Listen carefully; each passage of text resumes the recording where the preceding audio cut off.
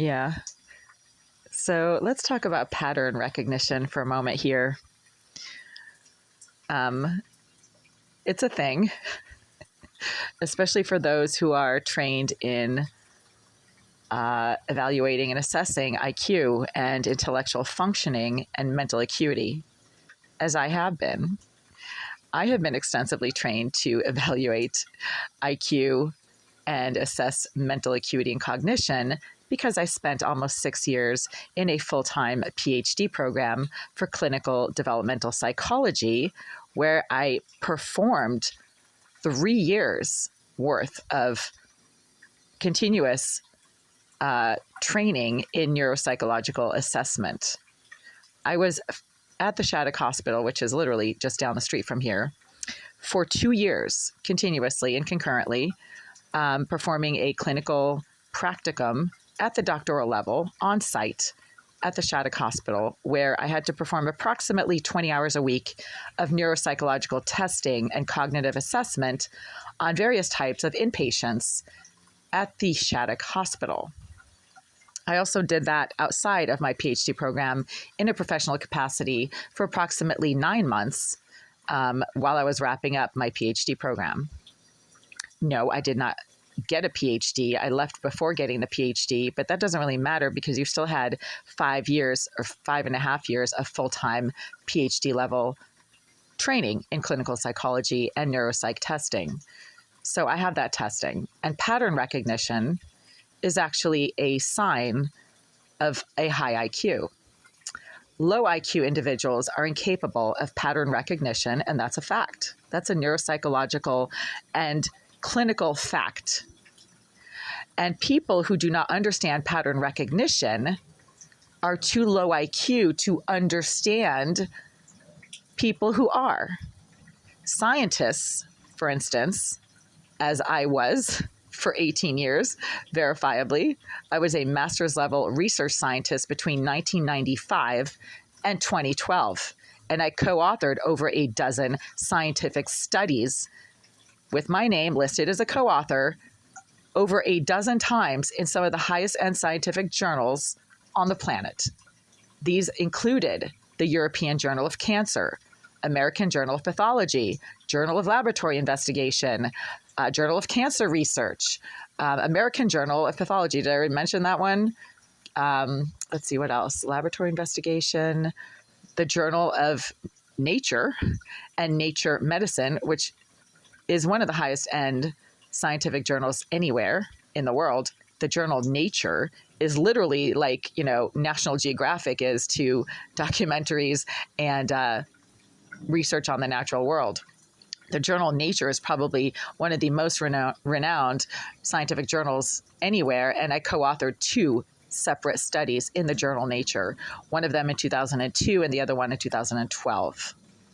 So I am perfectly capable of pattern recognition, and that's what scientists get paid to do, is engage in pattern recognition. When you're investigating a hypothesis or a theory using the scientific method and empirical approaches to supporting a hypothesis, you have to be able to recognize anomalous patterns in whatever it is that you're investigating. And I was very good at doing that because, again, for 18 years, I co-authored a total of over 13 scientific studies. That is an average of just about 1 scientific study per 1.4 years of my career as a scientist. I left the field of science in 2012. That's a fact.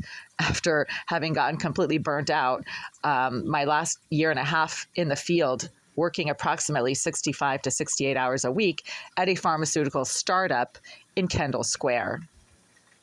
I never wanted to see the inside of a lab again after having worked at that startup. It was extremely competitive and very demanding, and I don't think I slept for the entire year and a half that I worked there. After that, I went into retail because I just didn't want to see any laboratory stuff again. I mean, I was just tired of it. But my research studies are out there. There are at least 13 of them, last count, with my name on them. So, anybody who is a mentally disturbed, malignant hater can just go Google that stuff and then go jump off a cliff and leave me alone. So when I keep reporting things that idiots, morons, and retards consider to be paranoia or conspiracy theory. No, I'm not a conspiracy theorist, nor am I paranoid. You're just stupid, and you're the one who's incapable of pattern recognition, right? When you're looking at a group of cells under a microscope, you have to be able to differentiate between the ones that are normal and the ones that could potentially be abnormal. You have to be capable of pattern recognition when looking at things under a microscope. That's what scientists get paid to do. That's what they get trained to do. That is why they pay the scientists the big bucks, to see things under a microscope that normal everyday morons are incapable of noticing. Pattern recognition, right? You have to know which cells you're looking at could be abnormal. For instance, when you're looking at a tissue sample from a patient who might potentially have cancer, you are the one who can differentiate between a set of normal cells and a set of cells that could be abnormal, all within the same field of view in your microscope. And that is what I do here. That is what I engage in this building complex. And the stuff that I observe, notice, and recognize as a pattern is not paranoia or some kind of weird conspiracy theory. It is fact, because I don't go looking for these things. They literally smack me in the face in the form of multiple physical assaults from over half a dozen male tenants who came flying at me for no reason and out of nowhere when I'd never interacted with them before in any significant way, except for maybe passing by them on the street or something. And then the police think that I'm paranoid? Really? There are like half a dozen court cases right now where I was the victim of a physical assault, and police reports where I was the verifiable victim of assaults and threats to my life and to my physical safety. And that continues to happen.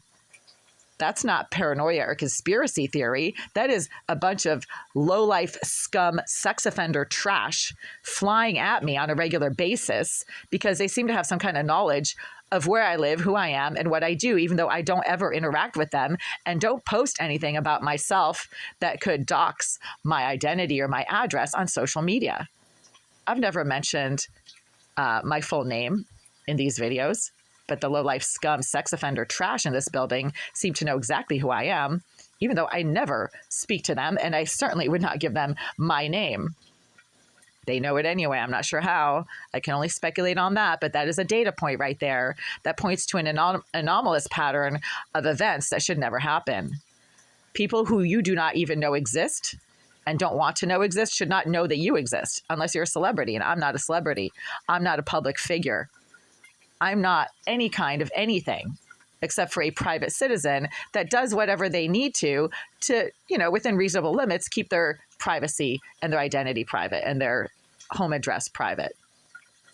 Ironically enough, the only people who should know who I am are the management staffers here at the Greenville Group, and they're probably the one who were doxing my identity and my location to all the sex offender scumbags who they cram in large numbers in this building complex. These sex offender scumbags also seem to know a lot about my family members, and they should never know anything about my family members because I do not post anything image-wise, name-wise, identity-wise, location-wise about my family, except to mention that I have a mom and dad that I talk to pretty fairly regularly, that I have 5 nieces and nephews, some of whom live in California, and that I have siblings. Nobody should know their names. Nobody should know who my nieces and nephews are, particularly since they're all still children. And these young teens need to be protected because when I do mention their names in personal conversations that I'm having in the privacy of my living space with my mom or dad or my brother or whoever I'm talking to, the violent psycho trash directly below me in 76 or the scum who keeps somehow accessing the bathroom of Unit 78 behind this wall, even though it seems to be vacant and unrented most of the time, they become suddenly aggressive, intrusive, and violent whenever I happen to mention the names of my young teen nieces or nephews, one of whom isn't even a teenager yet. And then videos that I post of me, like, for instance, decorating my little nephew's room for his birthday which never showed the outside of the house, the location of the room, or even anyone in the room. There was no human being in that video. A bunch of pedophiles started making these sick and twisted comments about the balloons I had just placed in my nephew's room for his birthday to surprise him. It was disgusting. How do a bunch of sex offenders manage to latch onto a single video that I made showing just balloons and streamers that I had put in my nephew's room for his birthday, saying sick and twisted comments? There was no person anywhere in that video. I never showed the outside of the house where the room was, but a bunch of pedophiles started making all kinds of gross comments about the balloons. How did they find that video when my channel is a fictional name that I grabbed from social media or popular culture? Yeah, somebody's doxing my stuff to a group of criminal scumbags. And that is a pattern that has become increasingly evident over the last few years. And the fact that the police don't want to do anything about it because they seem to have been placed in the back pocket of the crooked Russian slumlord who runs this building and who has evidently been doing a lot of the doxing and recruiting of psychos to harass me, and as evidenced by the fact that they've placed a bunch of sex offenders in all 3 adjacent units to mine, not just one, but DaCosta in 88, Irizarry in 78. Irizarry is a registered sex offender and certainly was listed in the Massachusetts Sex Offender Registry in 2016 and 2017 as a level 3 sex offender. She was also at the Shattuck Hospital as an inpatient in the psychiatric unit back in 2006 when I was doing one of my 2 clinical practicums at the neuropsych track at the Shattuck Hospital. I did not work directly with Jasmine Irizarry back in 2006 when she was being housed at the Shattuck Hospital as a psychopath inmate, but I did work with her team, members of her team who were also my fellow students in my PhD program. And they were all talking about how she was a psychopath who liked to compulsively vomit on staff because she carries a pretty deadly viral disease that is transmitted through body fluids. And she was trying to harm the staff by infecting them with her body fluids by vomiting on them compulsively.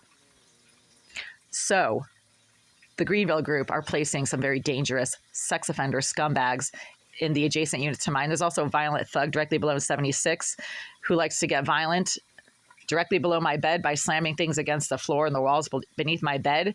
Again, when I mention the names of my young teen nieces or nephew, or when I sit up in bed silently in the morning to start getting ready for work, to take a shower, to use the bathroom, then that piece of shit starts violently slamming things around when I try to use a toilet in my bathroom, along with some masturbating low-life scum in 78 who likes to make masturbatory noises against the wall behind my bathroom when I take a shower. That's pattern recognition. That is stuff that should never happen. And that keeps happening because the Greenville group are complicit in this surveillance-based, nonstop stalking and harassment because they really just don't want me to live here. And that's a fact. And that's illegal. And it's a crime. Pattern, yes.